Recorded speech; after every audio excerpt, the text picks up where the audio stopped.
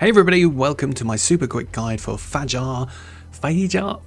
How do you even... Anyway, the Botanist, the first boss in Sifu. So this guy, not many people have trouble beating him, but to be fair, beating him without dying can be a bit tricky. He likes mixing up his attacks. It's quite quick if you're not prepared and you don't know what he's going to do. Just a quick note, this guide is only going to use basic attacks, no unlocks or upgrades of any kind. I just want to do this so no matter what unlocks you've got or what moves you've got, you're going to be able to apply the strategies that I show you. So like all bosses in the game, Fajar has got two phases. Phase 1, he'll start the fight with this huge big jumping kick. If you keep him at long distance in the fight, he will always use this. It'll nearly fill the whole of your posture bar, so you've got to really avoid it or parry. If you just stand and block it, it's probably going to break your guard. Parrying is really hard to time and get a good punish, so using avoid is a better idea because you'll get a guaranteed combo. Throughout the fight, if you try and keep distance between you and him by using the planters, he will either slide underneath or hop over with a glowing attack.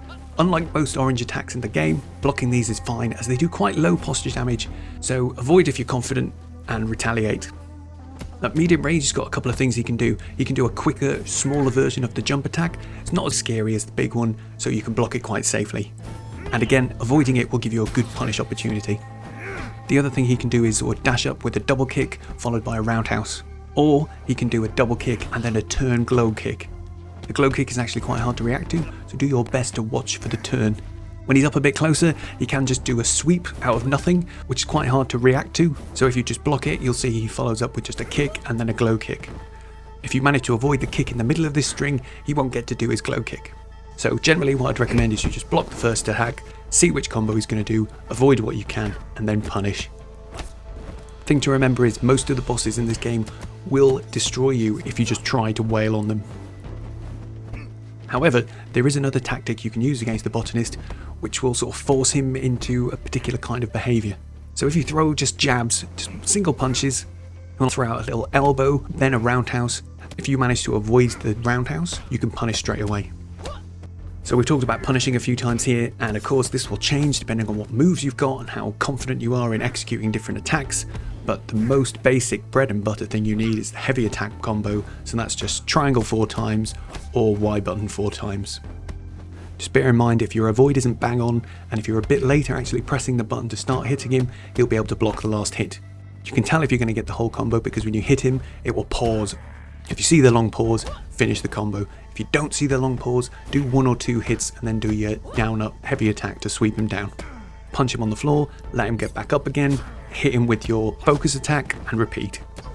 Once he's back up on his feet, you could jab him to force him back into that elbow or sweep mix up. Just as a final note, when his health gets low and his posture's quite high, he does get some additional combos. It was hard for me to capture the footage of them. They're a little bit different, but generally if you stick to the strategy of just blocking the first attack, if you don't recognise what's coming, just block. Otherwise, you can react to what you know. So, into phase 2.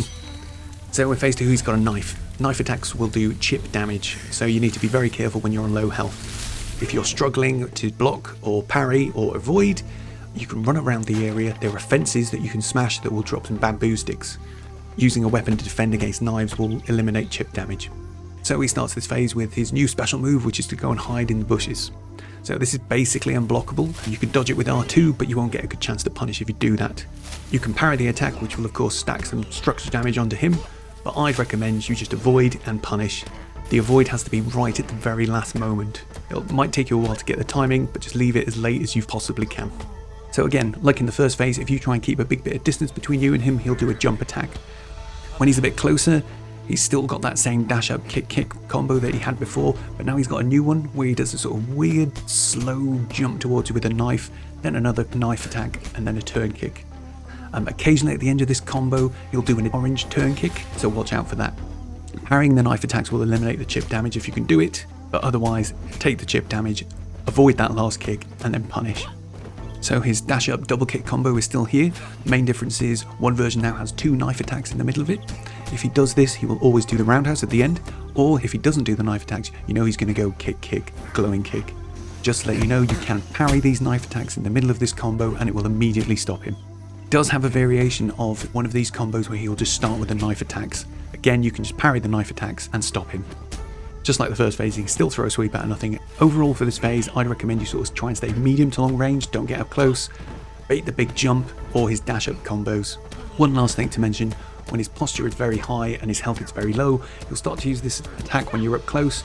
Generally only seems to happen if you're in his face and trying to hit him a lot, but his eye will twinkle and then he's 2 super fast knife attacks that will break your guard most of the time. R2 isn't reliable here because he closes distance very quickly, so I'd say either double tap parry or just do a quick 1-2 avoid to avoid it. And again, for your punishes, just remember to stick to the nice simple combo until you're confident you can execute something more complicated. Just hit him with that heavy attack 4 times. If you're not landing your avoids consistently enough that you can hit the whole combo, just drop it back to 1 or 2 heavy punches followed by a sweep. And remember, once you pick him up back off the ground, hit him with that eye poke and knock him the heck back down again. So I hope this has been helpful, and I'll catch you in the next one.